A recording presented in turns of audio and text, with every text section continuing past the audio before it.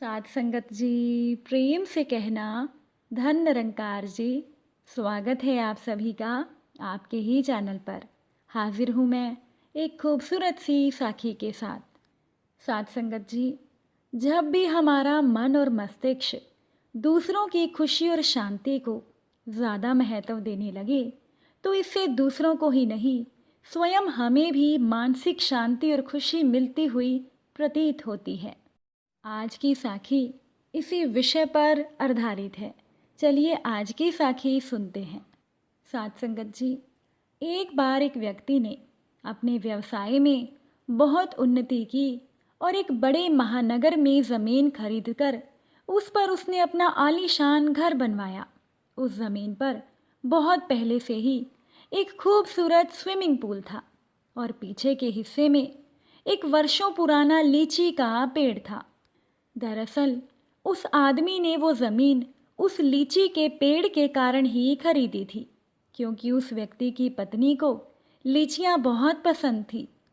कुछ सालों के बीत जाने के बाद उस घर के मरम्मत कार्य के दौरान उस आदमी के कुछ करीबी मित्रों ने उसे सलाह दी कि उसे किसी अच्छे वास्तुशास्त्र विशेषज्ञ की सलाह लेकर ही अपने घर की मरम्मत का काम करना चाहिए।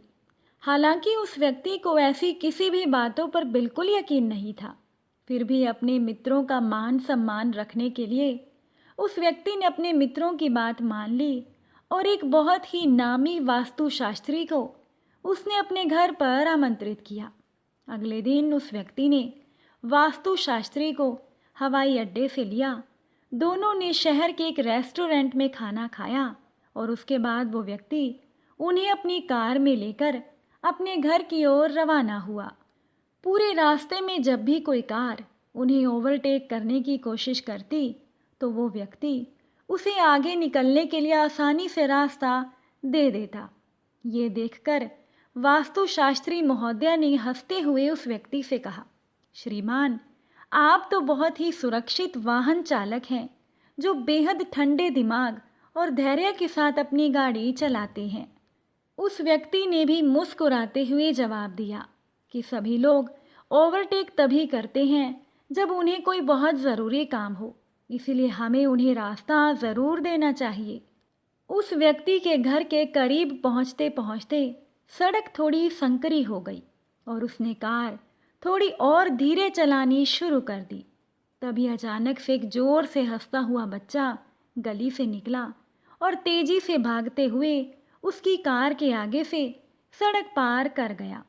वो व्यक्ति उसी गति से चलते हुए उस गली की ओर देखता रहा, जैसे वो व्यक्ति किसी का इंतज़ार कर रहा हो। तभी अचानक उसी गली से एक और बच्चा भागते हुए उसकी कार के आगे से ये निकल गया। शायद दूसरा बच्चा पहले बच्चे का पीछा करते हुए उसके पीछे भाग रहा था। साध संगत जी, वास्तुशास्त्री ने हैरान होते हुए उस व्यक्ति से पूछा, श्रीमान, आपको कैसे पता कि कोई दूसरा बच्चा भी भागते हुए इसी रास्ते से निकलेगा जिसके लिए आपने अपनी गाड़ी धीरे कर ली थी? उस व्यक्ति ने बड़े ही सहज भाव से जवाब दिया, महोदय, बच्चे अक्सर खेलते हुए एक दूसरे के पीछे भाग रहे होते हैं और इस बात पर विश्वास करना संभव ही नहीं है कि कोई भी बच्चा बिना अपने किसी साथी के ऐसी शरारत और भाग दौड़ कर रहा हो। अब वास्तुशास्त्री इस बात पर बहुत जोर से हंसे और कहा, निसंदेह आप तो बहुत सुलझे हुए शांत व्यक्ति हैं। घर के बाहर पहुंचकर दोनों कार से उतरे। तभी अचानक से घर के पीछे की ओर से कुछ पक्षी बहुत तेजी से उड़ते हुए नजर आए। ये नज़ारा देखकर उस व्यक्ति ने वास्तुशास्त्री से कहा कि अगर उन्हें बुरा ना लगे तो क्या हम दोनों कुछ देर तक यहाँ इंतज़ार कर सकते हैं? अब हैरानी में पड़े हुए वास्तुशास्त्री ने जब इस बात का कारण जानना चाहा तो उस व्यक्ति ने जवाब दिया कि संभव है कुछ बच्चे पीछे से लीचियाँ चुरा रहे होंगे और उनके अचानक से यूं घर पहुंचने से डर के मारे कहीं बच्चों में भगदड़ न मच जाए, जिसके कारण पेड़ से गिरकर किसी भी बच्चे को गहरी चोट लग सकती है। अब ये बात सुनकर वास्तुशास्त्री जी कुछ देर बिल्कुल खामोश हो गए फिर धीरे से बोले, मेरे प्रिय मित्र, आपके घर को किसी भी वास्तुशास्त्र जांच और उपायों की कोई ज़रूरत ही नहीं है और ना ही भविष्य में ऐसी किसी आवश्यकता की संभावना है। उस व्यक्ति ने बड़ी ही हैरानी से पूछा, ऐसा क्यों?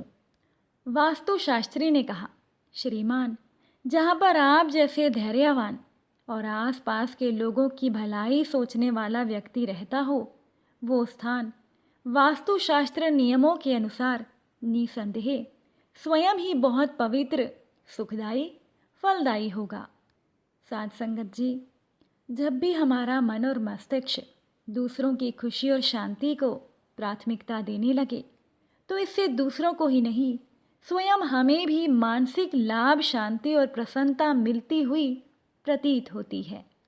जब कोई भी व्यक्ति सदा स्वयं से पहले दूसरों का भला सोचने लगता है, तो अनजाने में ही उसे संतत्व प्राप्त हो जाता है, जिसके कारण दूसरों का भला तो हो रहा होता है और उसे भी तत्काल उसका ज्ञान बोध मिल जाता है।